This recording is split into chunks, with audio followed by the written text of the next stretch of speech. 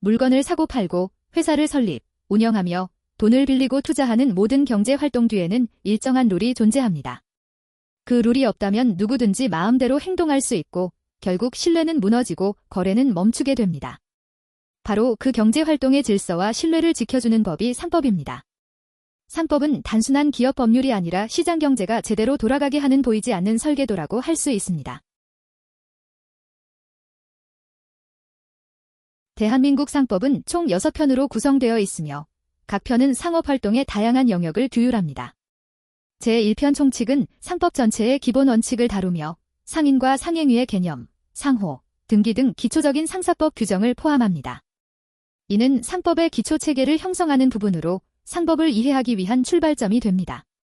제2편 상행위는 상인이 수행하는 다양한 거래 행위에 대한 특별 규정을 담고 있으며 상사매매, 중개, 운송 등 실무적으로 중요한 상거래 유형을 구체적으로 규율합니다. 상인의 경제활동과 직접 연결된 실천적인 내용이 중심입니다.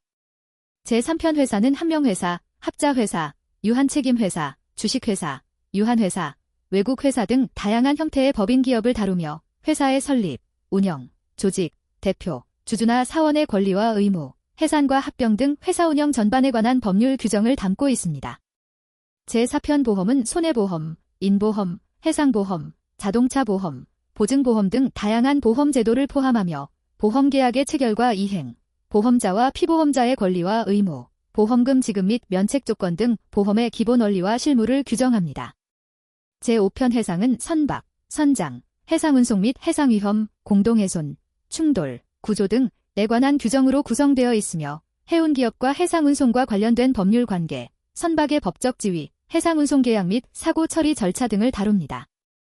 제6편 항공운송은 항공운송에 관한 특별 규정으로 항공화물, 여객, 수화물의 운송과 운송인의 책임 및 손해배상 한도 등에 대해 규율하고 있습니다.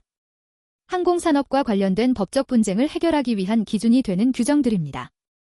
이렇게 상법은 기업활동 전반을 포괄하며 각 분야의 특성을 반영한 세부 규정을 통해 상업적 신뢰와 효율을 동시에 추구하고 있습니다.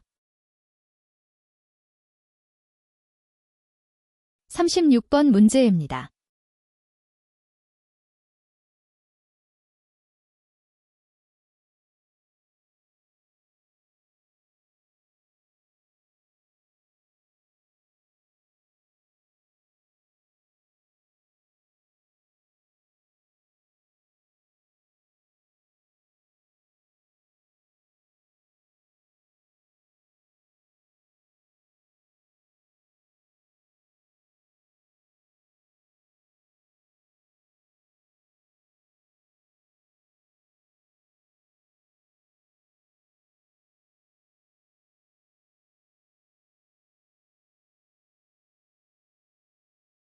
이 사건은 투자계약을 체결하며 취득한 정지조건부 주식매수 청구권에 관해 발생한 법적 분쟁입니다.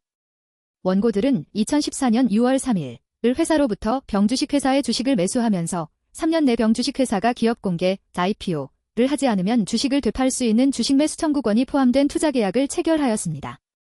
해당 투자계약에는 병주식회사가 3년 이내에 기업공개, IPO를 하지 않을 경우 원고들은 을 또는 을이 지정하는 제3자에게 주식매수 청구권을 행사할 수 있다는 조건이 포함되어 있었습니다.